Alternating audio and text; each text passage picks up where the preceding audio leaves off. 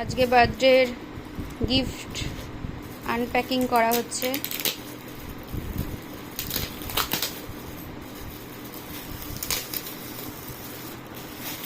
এটা কে দিয়েছে সেটা বল। এটা দিয়েছে দিদি।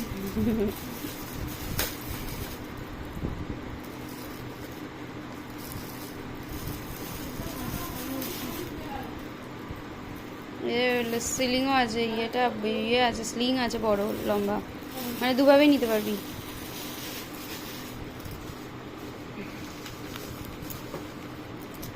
এটা দিয়েছে আমাদের পাশের বাড়ির একটা ভাই। এই যে কানের দুল।